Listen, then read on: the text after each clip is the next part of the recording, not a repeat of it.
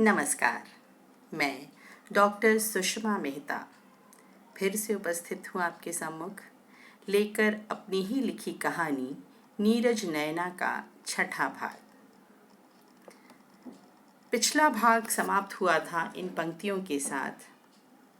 जीवन में बस बचपन ही गीली मिट्टी सा होता है। जीवन में बस बचपन ही गीली मिट्टी सा होता है। संस्कार बीज को बोने का यही समय तो होता है।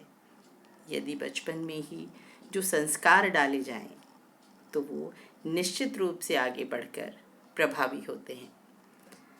नीरज नैना के मन में संस्कार पड़ गया अनायास ही डॉक्टर बनने का, और उसमें दो विशिष्ट चेहरे उसे याद आए। अब आगे। डॉक्टर नीरज नैना आज चेन्नई में एक इंटरनेशनल सेमिनार था जिसमें वह अवसाद यानी डिप्रेशन नॉट एज डिजीज़ इस टॉपिक पर अपना रिसर्च पेपर पढ़कर विस्तारा फ्लाइट से वापस आ रही थी।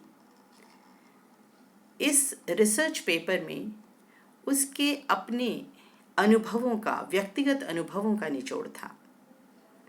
आज इस कोरोना काल में जितना डर इस बीमारी से है, उससे कहीं ज़्यादा डर इससे जुड़ी हुई और बहुत सी समस्याओं का है।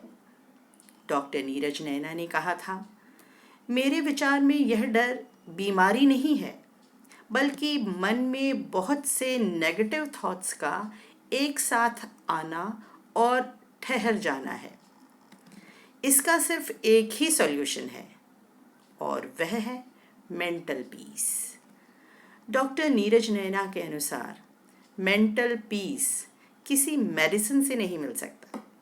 सोने के लिए स्लीपिंग पिल्स लेने से मेंटल पीस या मानसिक शांति नहीं मिलती। वह तो थोड़ी देर के लिए माइंड को सुला देना जैसा है।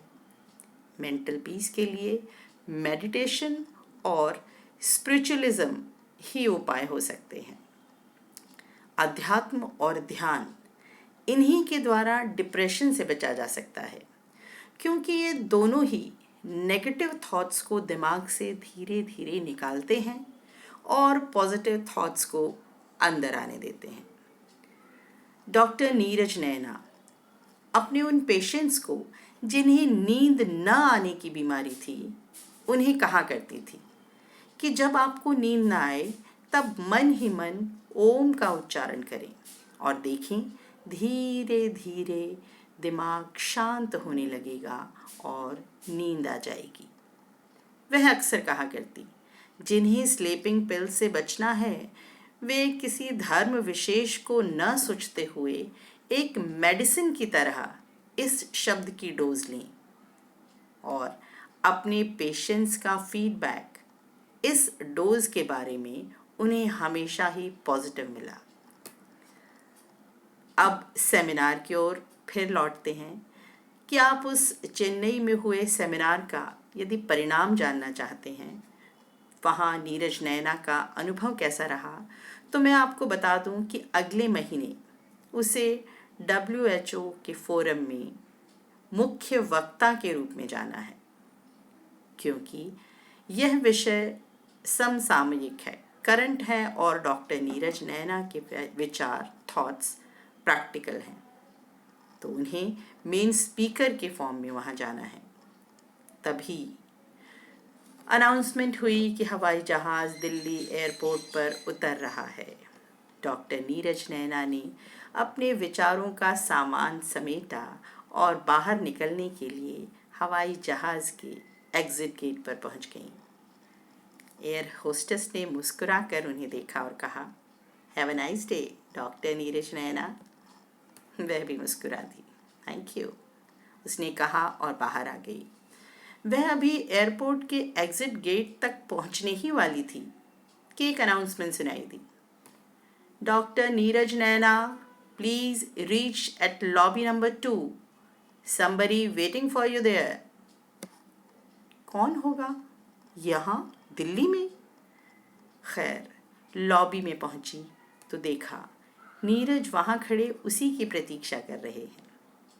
नीरज यानी उसके पति, यही तो क्लाइमेक्स था। नीरज नैना के पति नीरज। उसकी आंखों में चमक आ गई, पर उसने कहा, मैंने आपको मना किया था इतनी दूर आने से, मैं खुद आ जाती। सब आते हैं, कभी हमें भी तो भीड़ से अलग होकर कुछ करने दो, नीरज ने मुस्कुराते हुए कहा और उसका बैग थाम लिया। लो मम्मा, ठंडे समोसे, हम तीनों के फेवरेट। अरे तरु, तू भी? वह हंस पड़ा था। तरु तरुण यानी डॉक्टर नीरज नैना का बेटा।